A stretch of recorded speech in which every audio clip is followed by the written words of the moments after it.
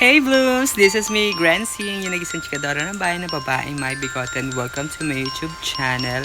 So ngayon ay natapos ko na sa wakas itong aking karera outfit or karera inspired outfit na susuotin ko bukas sa ating Bini Day.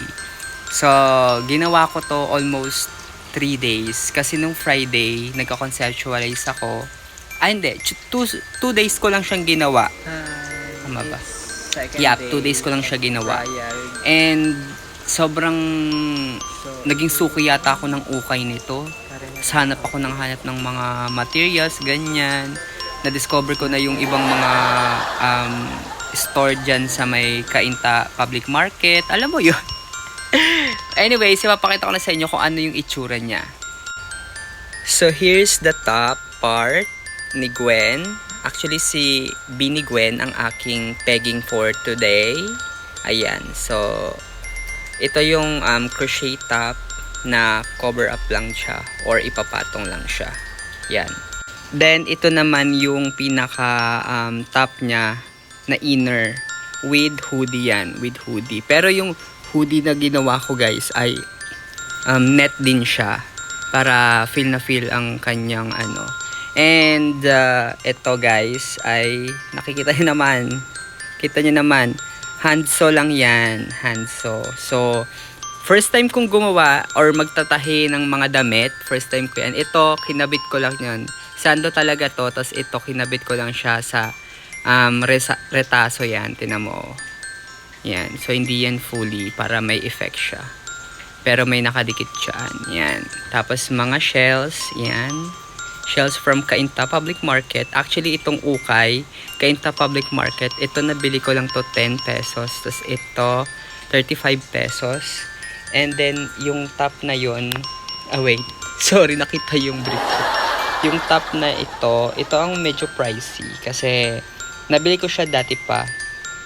Which is, 300 pesos yata ang bili ko. Tapos, ginawa ko na lang siyang ganyan. And then, ito yung kanyang bottom. So, meron tayong details na mga ganyan. Isang buo yung kanina, yung 10 pesos lang na ito na dress talaga siya. Tapos, ginawa ko na lang siyang ganyan. Kasi, kahawig nung kay Gwen. Tapos, may mga details tayo na ganyan, na mga pa-pearl. Feeling ko nasa akin ng pearls ng silanganan. Ayan. Tapos, the tassel is ginawa ko lang talaga. So, as you can see, hindi siya perfect. Kasi ginawa ko nga lang yung tassel na yan to have kamukha nung suot ni Gwen. Ayan. So, ipapakita ko sa inyo bukas kung anong itsura niyan. So, this is the bottom. This is the top. The cover. And the accessories. Of course, nasa akin na yata ang pearls ng silanganan. So, ang dami-dami kong mga naiisip noon. Hindi ako makatulog. Alam mo yon, simula Friday, hindi na ako makatulog kung anong isusuot ko. Ayan, tinaman yung mga damit ko. So, ito yung bottom. Ito yung top. Yan, yung susuotin ko bukas. See you na lang guys sa Bini Day. Kung sinong nakakakilala man lang sa akin doon. Bye! Actually, meron pa akong isang outfit. Which is yung ginamit nila ni Bini Maloy doon sa may Robinson Antipolo. Nung nag-promote sila ng modest, very modest. Pero napi-feel ko na very simple lang siya and elegant and sexy. Hindi siya pangkabugan. So ito yung ginawa kong pangkabugan talaga mga mi. Ayan. So I hope ma-appreciate naman ng mga organizer to pick me up. Kasi hindi talaga ako natulog for this. Please naman po. So, ito yung isa guys. This is very Bini Maloy. Yung top niya sa Robinson Antipolo. And this is the bubble skirt. Ayan. So, lahat yan ay ginawa ko lang. As you can see, diba? Pinapatuyo ko kasi hindi siya fully, tuyo. And, feels so good. The kalat that I made habang gumagawa nito, grabe talaga mi.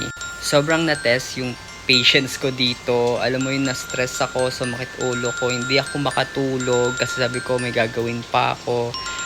Pero nung medyo nakikita-kita ko na siya, carry naman. Yung sapatos ko nga pala, eto lang siya. Yan, ito.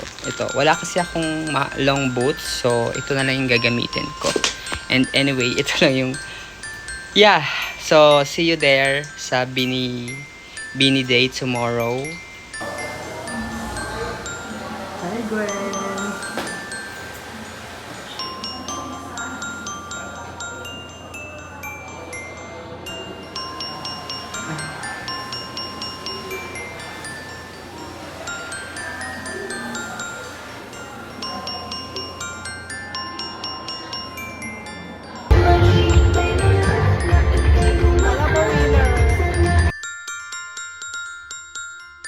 And actually, kailan ba to? June 11? June 12? 10 ngayon. Tama, 11. June 11. So, yun lang guys. Thank you so much for watching. And hindi ko na vlog how I do it. Kasi, na-stress ako. Iintindihin ko pa yung vlog bukod doon. So, yun lang. Bye!